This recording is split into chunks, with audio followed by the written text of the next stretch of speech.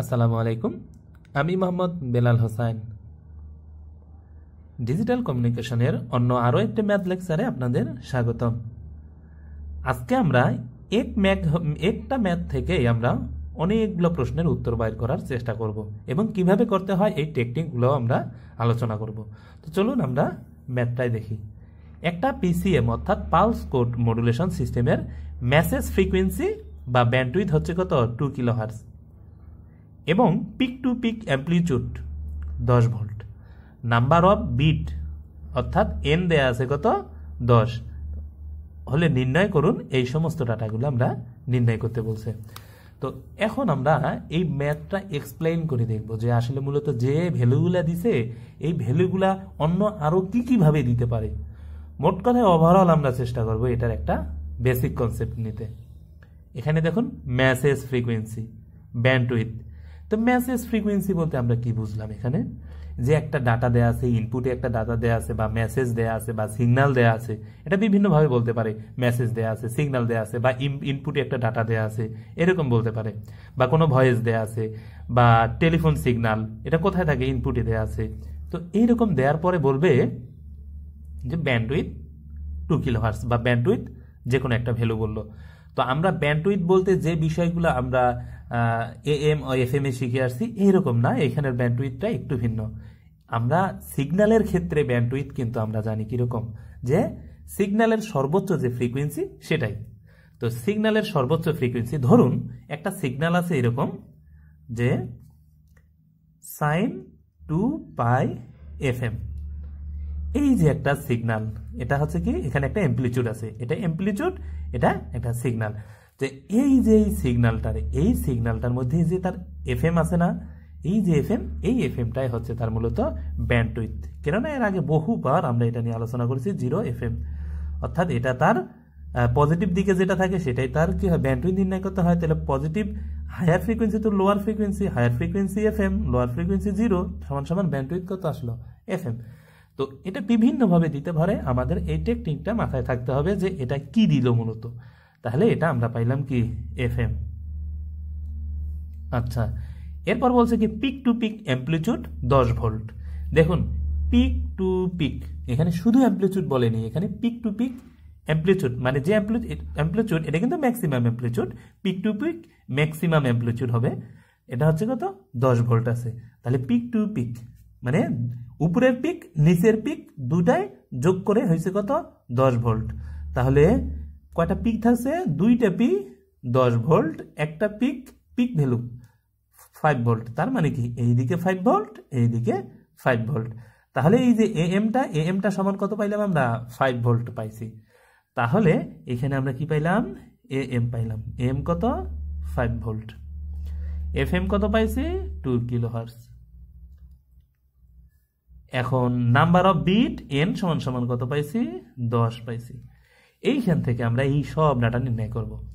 তো এটা কি এফএস দেয়া আছে, এফএস কি স্যাম্পলিং ফ্রিকোয়েন্সি। কোথাও এফএস দেয়া থাকতে পারে, কোথাও স্যাম্পলিং ফ্রিকোয়েন্সি দিতে পারে, আবার কোথাও সিগন্যাল ফ্রিকোয়েন্সি দিতে পারে, সরি স্যাম্পলিং রেট দিতে পারে। যে এই সমস্ত জিনিস কিন্তু দিতে পারে। আপনারা কিন্তু এই আমি যা বলছি এগুলো নোট করে রাখবেন, কেননা সবসময় সব ধরনের কথা আসলে স্মরণ আসে না। তো এই স্যাম্পলিংটা কয়ভাবে আসতে পারে, একটা হচ্ছে স্যাম্পলিং ফ্রিকোয়েন্সি অথবা এফএস দিয়ে দিতে পারে, অথবা সেটা বলতে পারে কি স্যাম্পলিং রেট।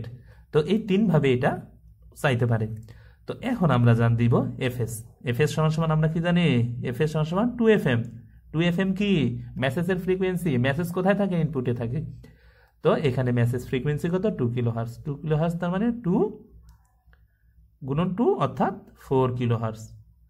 কিন্তু আমরা এফএস এর একক কি জানতাম, স্যাম্পল পার সেকেন্ড। তো স্যাম্পল পার সেকেন্ডও লেখা যাবে এবং হার্জও লেখা যাবে। এখন প্রশ্নের মধ্যে দেখুন, একটা প্রশ্নের মধ্যে কিছু ডাটা দিছে, সেই ডাটাগুলোর ভিতরে অন্য কোনো কিছু ক্লু দেয় নাই, খালি বলছে যে 2 কিলোহার্টজ স্যাম্পল পার সেকেন্ড। এইদিকে কিছু বলেনি, এখানে বলছে 2 কিলোহার্টজ স্যাম্পল পার সেকেন্ড। আর 2K SPS sample per second এরকম কোনো একটা চিহ্ন দিছে। এটা দ্বারা বুঝতে হবে যে আমাকে এটা একটা স্যাম্পলিং ফ্রিকোয়েন্সি দিয়ে দিছে, আমার অন্য ডাটা নির্ণয় করতে হবে। তো এই এককগুলা দেখে আমরা বুঝতে পারবো এটা কিসের ডাটা দিচ্ছে আর কিসের ডাটা আমার নির্ণয় করতে বলছে। তাহলে এফএস পাইলাম কত, এত। দেখুন এই এফএস সমান সমানই কিন্তু এটা কিন্তু আমি পাইছি, এতে এনআর নাইকুইস্ট রেট, এই এফএস এটা কিন্তু এফএস এর মিনিমাম ভ্যালু। যদি বলে মিনিমাম স্যাম্পলিং ফ্রিকোয়েন্সি কত, একটা সার্কিটে এরকম একটা ম্যাথ দিছে, ম্যাথ দিয়ে বলছে মিনিমাম স্যাম্পলিং ফ্রিকোয়েন্সি নির্ণয় করুন। তো মিনিমাম স্যাম্পলিং ফ্রিকোয়েন্সি তো আমরা এটাই জানি, স্যাম্পলিং তত্ত্ব থেকে কি শিখেছি, স্যাম্পলিং তত্ত্ব থেকে শিখেছি যে একটা মেসেজ সিগন্যালের তার ফ্রিকোয়েন্সির বা ব্যান্ডউইথের 2 গুণ, মিনিমাম 2 গুণ বা তার চেয়ে বেশি হতে হয়, তাহলে কি হয়, সে স্যাম্পলিং ফ্রিকোয়েন্সি হয়।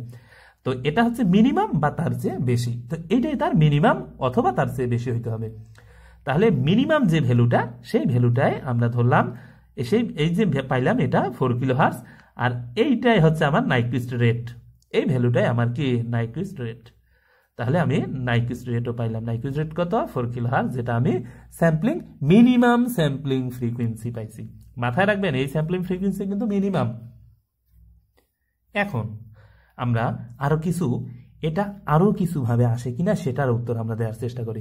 আমি বললাম না যে সব কটাই আমরা কতভাবে আসতে পারি সেটাই আলোচনা করার জন্যই মূলত এই ম্যাথটা নেয়া। তো অনেক সময় প্রশ্নের মধ্যে বলে দিতে পারে যে স্যাম্পলিং ফ্রিকোয়েন্সি হবে 50% নাইকুইস্ট রেট ফ্রিকোয়েন্সি, অর্থাৎ এনআর এর 50% আরো বেশি বলতে পারে। যেমন প্রশ্নের মধ্যে এভাবে বলতে পারে যে আমার স্যাম্পলিং ফ্রিকোয়েন্সি তখনই হবে আরো 20% অফ নাইকুইস্ট রেট, তার মানে এনআর এর আরো 20% বা এনআর এর আরো 50% বেশি হয়ে সেটা হবে স্যাম্পলিং করছে। তো নর্মালি আমরা কি জানি, এনআর যেটা সেটা তো তার মিনিমাম স্যাম্পলিং, কিন্তু আমরা তো সূত্র অনুযায়ী জানি যে স্যাম্পলিং ফ্রিকোয়েন্সি এনআর এর মিনিমাম হয় অথবা তার সর্বোচ্চ হইতে পারে অথবা তার চেয়েও বেশি হইতে হয়। তো এই প্রশ্নের মধ্যে বা ওই প্রশ্নের মধ্যে যে প্রশ্নের মধ্যে বলে দিবে স্যাম্পলিং ফ্রিকোয়েন্সি হবে এনআর এর 2 গুণ, এনআর এর 3 গুণ, এনআর এর 5 গুণ, অথবা এনআর এর 20%। তো এনআর এর 20% বলতে আমরা কি বুঝাবো? তো এনআর এর 20% বলতে কি, যে আমরা ধরলাম আমার আছে নাইকুইস্ট রেট আছে ধরেন 4 কিলোহার্টজ, তো বলছে যে স্যাম্পলিং ফ্রিকোয়েন্সি এনআর এর 20%। তো এনআর এর 20% যদি হয় তাহলে এর দ্বারা আমরা কি বুঝতেছি, যে আমরা তো জানি যে এনআরটা আছে, এই এনআর তো তার মিনিমাম, এরও আরো 20%, ওইটা তার আরো 20% যোগ হবে। তাহলে এখানে 20% যা হবে তার সাথে আরো যোগ হওয়ার পর যা আসবে সেইটা হবে তার স্যাম্পলিং ফ্রিকোয়েন্সি। তাহলে আমরা সব সময় বলতে পারি না যে স্যাম্পলিং ফ্রিকোয়েন্সি সমান সমান নাইকুইস্ট রেট একই জিনিস, এইরকম না, বরঞ্চ তার স্যাম্পলিং মিনিমাম যে রেটটা, সেই মিনিমাম রেটটার সাথে সে নাইকুইস্ট রেট একই। এই বিষয়গুলো আমরা মাথায় রাখবো। এখন আমরা দেখব বিট রেট, এটা কিভাবে দিতে পারে। এটা প্রশ্নের মধ্যে দিয়ে দিতে পারে বিট রেট আরবি লিখে দিতে পারে, অথবা বলতে পারে বিট সেকেন্ড নির্ণয় করুন, খালি এরকম একটা একক দিছে দিয়ে বলছে বিট সেকেন্ড নির্ণয় করুন। তো বিট মানে বিট পার সেকেন্ড, অথবা বিপিএস নির্ণয় করুন, অথবা কেবিপিএস নির্ণয় করুন। এই যে এইগুলোগুলা দিবে তারা, এককগুলা দিয়ে চাইতে পারে। তখন আমরা তো জানি যে বিট রেট তো আমরা পড়েছি, এই এককগুলো আবার কোথা থেকে আসলো। তো এই এককগুলা দেখে আমরা বুঝতে পারবো তারা কি চাচ্ছে। তো এইখানে বিট পার সেকেন্ড বা বিট পার সেকেন্ড বা কেবিপিএস মানে তারা বলতেছে যে বিট পার সেকেন্ড আমাদের নির্ণয় করে দেখান। তো বিট পার সেকেন্ড কখন সম্ভব হয়, যখন আমি বিট রেট নির্ণয় করব, তো বিট রেটের ক্ষেত্রে আমরা কি জানি, এনএফএস। তো এন কত, নাম্বার অফ বিট দেয়া আছে এখানে কত 10, তাহলে এটা হলো 10 গুণন এফএস এখানে কত, মিনিমাম স্যাম্পলিং ফ্রিকোয়েন্সি হচ্ছে 4 কিলোহার্টজ। যদি প্রশ্নের মধ্যে বলতো ওই আগের কথাটা যে স্যাম্পলিং ফ্রিকোয়েন্সি এনআর এর 20% এর বেশি বা 20% বা তার চেয়ে আরো বেশি, তো এনআর এর 20% এর বেশি হওয়ার ফলে এখানে যদি আমি 20% বা এটা ধরলাম, প্রশ্নের মধ্যে বলছে 50%, তো 50% হলে কত এটার হয়, এটা 2 কিলোহার্টজ, তাহলে স্যাম্পলিং ফ্রিকোয়েন্সি হচ্ছে কত 2 আর 4 টোটাল 6 কিলোহার্টজ। এই যে 6 কিলোহার্টজ, তখন এখানে 6 কিলোহার্টজ দিয়ে আমি আমার বসাইতে হইতো, তখন আমার বিট রেট আসতো। মোট কথায় স্যাম্পলিং ফ্রিকোয়েন্সি যা আসবে তাই এখানে এখন বসে যাবে। এটাকে আরেকভাবে নির্ণয় করা যাচ্ছে কিভাবে, এন সমান সমান এফএস সমান সমান আমরা কি জানি 1/ts, অর্থাৎ এটা হচ্ছে স্যাম্পলিং ইন্টারভাল। তো এই যে স্যাম্পলিং ইন্টারভাল সেটাও আমার, বা টাইম ইন্টারভাল কিসের ক্ষেত্রে, স্যাম্পলিং এর ক্ষেত্রে, এটাও আমাদের এখানে চাচ্ছে। তো আমরা চাইলে এটা এইভাবেও নির্ণয় করতে পারি, টিএস দিতে পারি, অথবা আমরা চাইলে এটা যেহেতু এখানে আমার এফএস কি মিনিমামটাই আমার এখানে হচ্ছে সবকিছুই, তো আমি চাইলে এখানে এফএস সমান সমান 2fm হয় না, সেটাও এখানে বসাই দিতে পারি, অর্থাৎ এন সমান সমান 2fm। এইভাবেও দিতে পারি। এটা এইভাবে কখন সম্ভব, যখন মিনিমাম স্যাম্পলিং ফ্রিকোয়েন্সি এবং নাইকেন রেট দুটো সমান, তখনই সম্ভব। আর এটা যদি এইখানে যদি স্যাম্পলিং ফ্রিকোয়েন্সিটা আমার মিনিমামের চেয়ে বেশি থাকতো, এখানে কন্ডিশন দেয়া থাকতো, তাহলে আমি এই সূত্রভাবে বসাই দিতে পারতাম না। তো এই হলো আমাদের ওভারঅল। এটা গেল কি বিট পার, এটা বিট পার সেকেন্ড, একক আমি পাবো বিট পার সেকেন্ড। তাহলে এখানে কত আসতেছে 40 কিলো হার্টজ, এখানে আসলো কত 40 কিলো হার্টজ। যদি সেটা স্যাম্পলিং ফ্রিকোয়েন্সি আরো বেশি হইতো, কত 50% নাইকুইজ রেটের, তাহলে এখানে আসতো 6, তাহলে 60 কিলো হার্টজ হইতো। এটা গেল। আচ্ছা, এরপরে কি নির্ণয় করতে বলছে, এটা শেষ। এটা বলছে স্যাম্পলিং ইন্টারভাল। স্যাম্পলিং ইন্টারভালের আমরা কি জানি, স্যাম্পলিং ইন্টারভাল এফএস সমান 1 / টিএস। টিএস এখানে যাব, টি বানাইলাম, এটারে টি দিলাম, এটারে এফ দিলাম, এফএস। এফ আছে কত, এফ আছে 4 কিলো হার্টজ, তাহলে 1/4, তাহলে কত 1/4 সমান সমান 0.25। এবার কি আসবে, এখানে তো কে ছিল, উপরে যা মিলি হইল, তারপরে যেহেতু সময় সেকেন্ড হইল, তার মানে দেখুন এত মিলি সেকেন্ড, তার মানে আমি টিএসও পাইলাম, এই টিএস পাইলাম। এবার বলছে এখানে ফির টি বি দিছে, দেখুন এখানে এস দিছে মানে স্যাম্পলিং ইন্টারভাল, এবার বিট ইন্টারভাল দিছে। তাহলে বিট ইন্টারভাল মানে কি, তার মানে আমি বিট রেট যা পাইছে তার উল্টা, তাহলে এটা কি আরবি সমান সমান আরবি 1/টিবি। তো টিবি সমান সমান 1/আরবি। আরবি আমি বসাই দিব, আরবি কত পাইছে 40, তাহলে 1/40 আসে 0.025 মিলি সেকেন্ড। যেহেতু এখানে কে আছে, কে উপরে যায় মিলি হলো, এত মিলি সেকেন্ড আসলো। তো এটাও আমার উত্তর শেষ। এখন বলছে লেভেল কত, লেভেল দেখুন তো, লেভেল লেভেল কোনটা, কোয়ান্টাইজেশন লেভেল। কোয়ান্টাইজেশন লেভেলের সূত্র কি, এল সমান সমান 2n, এটা তো আমরা সূত্র জানি। তাহলে এন সমান সমান 2n যদি হয় কত, 2 এর উপর 2 পাওয়ার n, তো n আছে কত, n আছে 10, তাহলে 2 × 10, তাহলে আসতেছে 1024। এটা হচ্ছে লেভেল পাইলাম। এরপর আছে ম্যাক্সিমাম এরর। ম্যাক্সিমাম এরর বলতে কি এখানে কোয়ান্টাইজেশন এরর। তো ম্যাক্সিমাম কোয়ান্টাইজেশন এরর সূত্র আমরা কি জানি, maximum quantisation error del/2, del/2। Del হচ্ছে কি স্টেপ সাইজ, এই যে এখানে স্টেপ সাইজ আমরা এটা নির্ণয় করি নাই। স্টেপ সাইজ সমান সমান আমরা এখন কি জানি সেটা জানবো, যে স্টেপ সাইজ যদি আমাদের চাই সেটাকে ডেল দ্বারা দিতে পারে, অথবা স্টেপ সাইজ দ্বারা বলতে পারে। তাহলে এটা আবার কি জানি, 2Emax ভাগ 2Emax ভাগ L, 2Emax ভাগ L, এটা তো আমরা সূত্র জানি। মানে হচ্ছে কি, সূত্রটা তো এইরকম শিখছিলাম, Emax অর্থাৎ Emax, দেখুন Emax maximum amplitude minus minimum amplitude divided L। তো এখানে মিনিমাম অ্যামপ্লিটিউড ম্যাক্সিমাম অ্যামপ্লিটিউড, তো এই যে মিনিমাম অ্যামপ্লিটিউড -5, ম্যাক্সিমাম হচ্ছে 5, তাহলে 5 5 দুইটা হলে কত হচ্ছে 25। তো এখানে আসতেছে কত 5 × 2 অর্থাৎ 10, 25, আর L সমান সমান কত 1024। তাহলে স্টেপ সাইজ কত আসে দেখি, 10/1024, 10/1024, তাহলে আসে 9.76 মিলি ভোল্ট। স্টেপ সাইজ ভোল্টে আসে। তাহলে আমার মিনিমাম এরর কত আসলো, ম্যাক্সিমাম এরর কত আসলো, ম্যাক্সিমাম এরর del/2, এটা আমরা সূত্র জানি। এই সূত্রগুলো আপনাদের মুখস্থ রাখতেই হবে। তাহলে ম্যাক্সিমাম এরর সমান সমান, তাহলে এটা আমার আসলো কত 9.76, 9 এত ভাগ 2 অর্ধেক, অর্থাৎ 4.88 মিলি ভোল্ট। এটা হচ্ছে তার ম্যাক্সিমাম এরর। এইবার কি নির্ণয় করতে বলছে, নয়েজ পাওয়ার।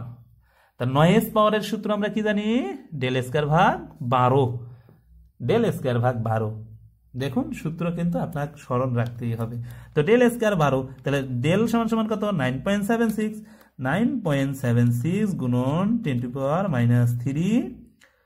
গুণন স্কয়ার ভাগ 12, তাহলে আসতেছে কি 7.93 ওয়াট। যেহেতু পাওয়ার কোয়ান্টাইজেশন পাওয়ার নয়েজ পাওয়ার, এটা আসলে তার নয়েজ পাওয়ার। এবার আসি দেখি তো সিগন্যাল পাওয়ার। তো সিগন্যাল পাওয়ার তাহলে কি, তো পাওয়ারের সূত্র আমরা সিগন্যাল পাওয়ার আমার কত থাকে দেখি তো I²R। এখানে R সমান সমান, যেহেতু R এর কোনো ভ্যালু দেওয়া নাই, R সমান সমান আমি 1 ধরলাম, R সমান সমান আমি 1 ধরতেছি। তার মানে এটা যদি আমার আসে তাহলে V² ভাগ R², এটা হচ্ছে R, আর R এ যদি কাটাই দেই তাহলে V² R সমান সমান যদি 1 ধরি তাহলে V²। তাহলে এখানে V², ভির ভ্যালু এখানে কত আছে, V ম্যাক্স ভ্যালু সমান সমান 5 অর্থাৎ 25, তাহলে 25 ওয়াট আসলো। এটা কত আসে 25 ওয়াট। এইবার আমরা দেখব SNR ডিবি। তো SNR ডিবিতে আমরা কি জানি 1.8 কেন দিব, 1.8টা তো এই সূত্র থেকেই আসতেছে, অর্থাৎ সিগন্যাল পাওয়ার টু নয়েজ পাওয়ার আমার কত আসছে, নয়েজ পাওয়ার আসছে আমার 7.93। এটা হচ্ছে কি মিলিওয়াট, এটা তো নয়েজ পাওয়ার, যেহেতু এখানে মিলি আসবে। এটা আসলে কত, সরি এটা একটু দেখে নেই, একটু হিসাব করে নেই কত আসে। এটা আসে মাইক্রোওয়াট, এটা কি ওয়াট, মাইক্রোওয়াট। তো এটা যদি মাইক্রোওয়াট হয় তো এখানে আসবে কি মাইক্রোওয়াট। তাহলে SNR ডিবি হচ্ছে তাহলে কত দেখি, এখানে পি আছে কত 25। তো আমরা এখন এটা ভাগ কত আসে। এখন এখানে ডিবির সূত্রের ক্ষেত্রে কি হইতে হবে, যেহেতু পাওয়ার এটাও পাওয়ার, তার মানে পাওয়ারের ক্ষেত্রে হলে এখানে 10 লগ হবে, অর্থাৎ সূত্রটা কিন্তু এইরকম 10 লগ 10 বেস 10, এটা পি, আর এটা হচ্ছে এটা SNR, এটা হচ্ছে পাওয়ারে, আর এটা আছে কি আমি ডিবিতে নির্ণয় করতেছি। তো এই যে সিগন্যাল পাওয়ার টু নয়েজ পাওয়ার দিলাম, নয়েজ পাওয়ার দিব, দেখি কত আসে, সমান সমান লগ গুণন 10 সমান সমান আসে 64.98 আসে ডিবি, অর্থাৎ ডিবিও আমরা পাইলাম। আচ্ছা, এখান থেকে আর কি নেয়ার আছে আমার, maximum transmission bandwidth. Maximum transition ব্যান্ডউইথের ক্ষেত্রে আমরা কি জানি সূত্র, যে ব্যান্ডউইথ সমান সমান আরবি কি বিট রেট কত, বিট রেট হচ্ছে, সরি আমাদের বিট রেটটা একটু দেখি, বিট রেট হচ্ছে 40 কিলোহার্টজ। বিট রেট কত 40। এইখানে আমরা কি দিছি বিট রেট, এই যে এককগুলো আমরা ভুল করব না কিন্তু, আপনারা বারবার মার্ক করে রাখবেন। এই যে একক দেখুন, এখানে কিন্তু একক আমি কিলো হার্টজ দিয়ে ফেলছি, কিন্তু এখানে একক কিলো হার্টজ হবে না, তো এখানে আসবে কি বিট পার সেকেন্ড। যেহেতু কে আছে কেবি, অর্থাৎ আসবে কেবিপিএস, এটা যেহেতু বিট রেট।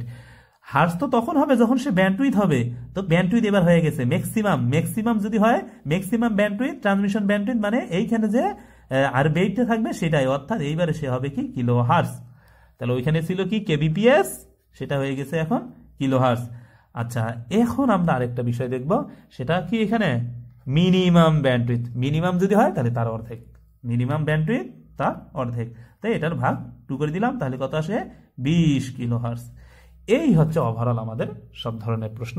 এখন এই যে ব্যান্ডউইথ আমরা নির্ণয় করলাম, যদি এখানে তো আমরা নির্ণয় করলাম শুধুমাত্র একটা চ্যানেল, কয়টা চ্যানেল এখানে, এটা তো আমরা শুধুমাত্র একটা চ্যানেলের ক্ষেত্রে এই বিবেচনা করছি। যদি প্রশ্নের মধ্যে বলতো যে তাহলে 10টা চ্যানেলের জন্য, এখানে লিখে দিত 10টা চ্যানেলের জন্য ব্যান্ডউইথ কত হবে, তো আমি তো একটা চ্যানেল পাইলাম, তাহলে যদি একটা চ্যানেলের হয় তাহলে মিনিমাম ব্যান্ডউইথ 10টার বেলায় কত আসবে 200, এটারও ক্ষেত্রে 10টা চ্যানেলের বেলায় কত আসবে 400, এটা হচ্ছে 400 কিলোহার্টজ আসবে কয়টা চ্যানেলের বেলায়, 10টা চ্যানেলের ক্ষেত্রে। আর এটার ক্ষেত্রে এটার ব্যান্ডউইথ আসতেছে কয়টা চ্যানেলের ক্ষেত্রে, 10 চ্যানেলের ক্ষেত্রে। কিন্তু এখানে তো কয়টা চ্যানেলের হিসাব হচ্ছে, এখানে তো একটা চ্যানেলের হিসাব হচ্ছে। যদি অন্য কোনো চ্যানেল থাকতো তাহলে তো আরো বলে দিত যে এরকম 2টা চ্যানেল থাকলে কত ব্যান্ডউইথ আসবে, বা আরো 3টা চ্যানেল থাকলে ব্যান্ডউইথ কত আসবে। তো এই সমস্ত ওভারঅল হচ্ছে এই ম্যাথের পুরো সিস্টেমটা আমি আপনাদের দেখার চেষ্টা করলাম।